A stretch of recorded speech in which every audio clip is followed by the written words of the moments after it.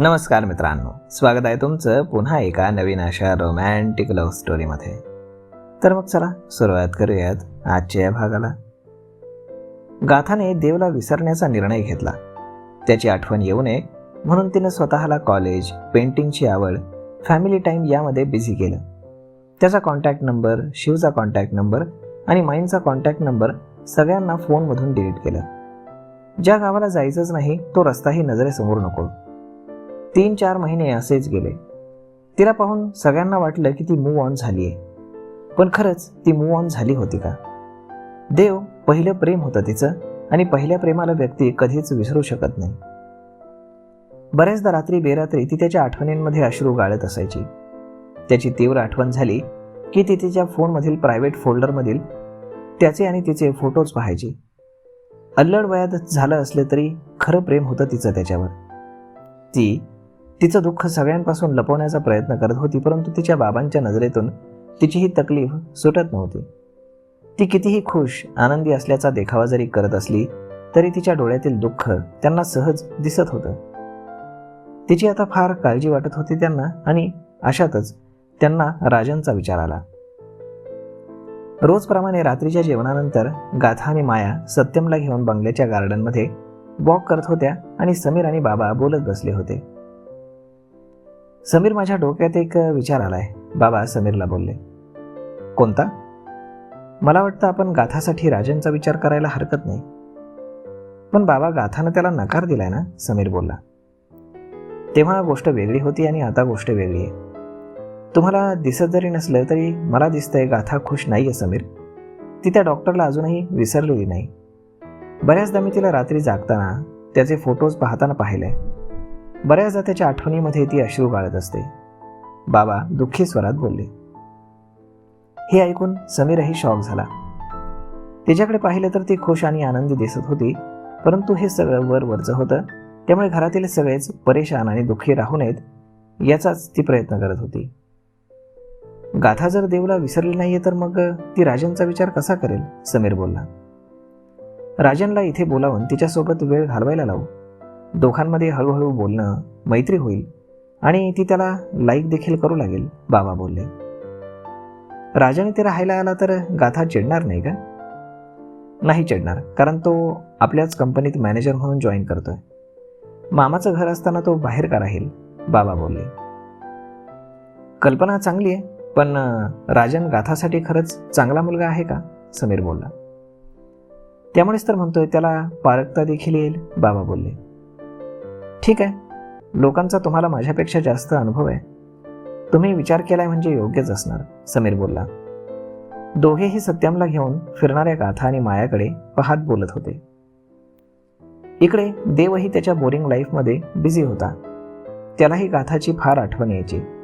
कित्येकदा तिला पाहण्याचा, तिच्याशी बोलण्याचा त्याला मोह व्हायचा, परंतु जर तिच्या समोर गेलो तर ती कदाचित डिस्टर्ब होईल आणि पुन्हा हर्ट होईल असा विचार करून तो शांत राहायचा. त्याच्या घरी तो गाथाशी, तिच्या बाबांशी जे काही वागला ते तो जाणून बुजून वागला. तिला समजावून सांगूनही ती ऐकायला तयार नव्हती. त्याला मिळवण्यासाठी ती किती धडपड करत होती आणि यातून साध्य काहीच होणार नव्हतं. त्यामुळे तिच्या हिताचं त्याच्याशी संबंध तोडणं त्याला भाग होतं. आणि म्हणूनच तो त्या दिवशी सगळ्यांशी फारच रूढ वागला होता. शिव देखील आता त्याच्याशी जास्त बोलत नव्हता, परंतु दोघांमध्ये मैत्री मात्र होती. त्याची काळजी होती, त्यामुळे त्याच्याकडे त्याचं लक्ष सुद्धा होतं. शिव हॉस्पिटलच्या कामासाठी त्याच्या केबिनमध्ये आला आणि नेमका देव मोबाईलमध्ये गाथाचे आणि त्याचे फोटोज पाहत होता. तिला, तिच्या मैत्रीला, तिच्या वायफळ बडबडीला खूप मिस करत होता. तिनं जर हे प्रेमाचं खूळ डोक्यात घालून घेतलं नसतं तर आज त्यांची मैत्री असती. तिचे फोटो पाहण्यात तो इतका दंग होता की शिव आलेला त्याला जाणवलंच नाही. देव, ऑडिट करायचंय, त्या संदर्भात बोलायचंय, शिव बोलला. आणि त्याच्या आवाजानं देव दचकून त्याच्याकडे पाहू लागला आणि त्याच्या हातातील मोबाईल स्क्रीनवरील गाथाचा फोटो शिवच्या नजरेला पडला. तू कधी आलास, देव गडबडून मोबाईल ड्रॉवरमध्ये टाकत बोलला. तू गाथाला मिस करत होतास ना तेव्हा, शिव बोलला. व्हॉट नॉनसेन्स, मी त्या बावळट मुलीला का मिस करू, तो नजर चोरत उगाच समोरची फाईल पाहत बोलला. डोंट लाय देव, तुझ्या चेहऱ्यावरनं साफ दिसतंय की तुला तिची किती आठवण येते. You miss her man, Shiv बोलला. मी खोटं बोलत नाहीये, मी तिला अजिबात मिस करत नाही. हो का, मग तिचे फोटोज का पाहतोयस? डिलीट करत होतो. Now stop that nonsense and come to the point. तू का आलायस इथे? ऑडिट घ्यायचे, त्यासाठी बोलायला आलो होतो. शिव एक दीर्घ श्वास घेत बोलला. इकडे गाथा गार्डनमध्ये पेंटिंग करत होती. पेंटिंगमध्ये ती अतिशय मग्न होती आणि समोरून एका मुलाचा आवाज आला. हाय. गाथाने दचकून समोर पाहिले तर तिच्या समोर 27-28 वर्षांचा एक हँडसम मुलगा उभा होता. चेहरा ओळखीचा वाटत होता, परंतु लक्षात येत नव्हता. अगं अशी काय पाहतेस, ओळखला नाही मला? तो मुलगा हसत बोलला. सॉरी, पाहिल्यासारखं वाटतंय पण लक्षात येत नाही, गाथा त्याला आठवण्याचा प्रयत्न करत बोलली. अगं मी राजन, तो मुलगा बोलला. व्हॉट? तू राजन आहेस? हो. मग तुझा तो जाड भिंगाचा चष्मा कुठे गेला आणि ते चिपकू केस? गाथा त्याचं निरीक्षण करत बोलली.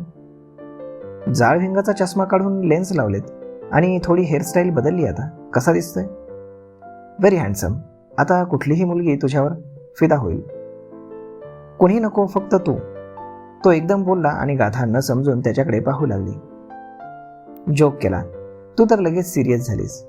आई म्हणत होती तुझा स्वभाव थोडा मस्तीखोर आहे म्हणून गंमत केली. तो तिला मिठी मारून बोलला आणि त्यावर गाथा देखील हसली.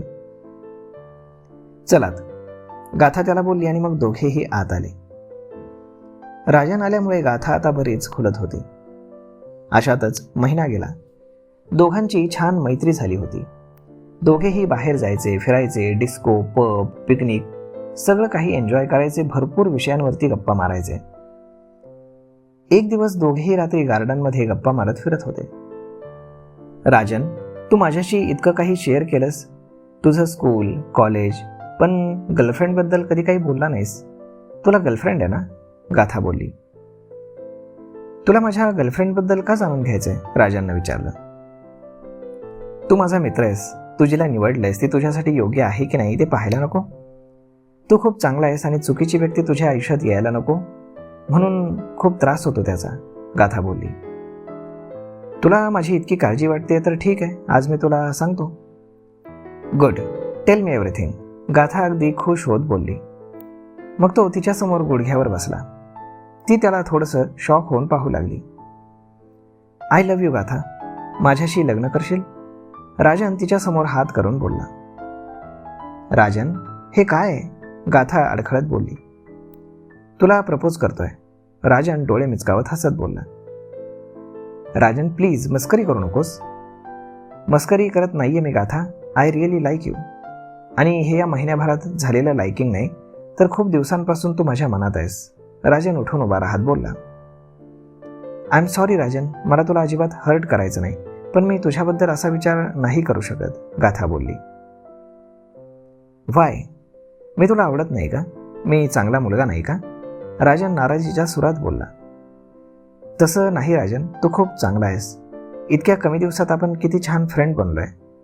तुझं वागणं, तुझं बोलणं, तुझं इतरांना समजून घेणं, सगळं खूप छान आहे. तुला नाही म्हणण्यासारखं तुझ्यात काहीच नाही. मग तू का नाही म्हणतीयस? माहीत नाही.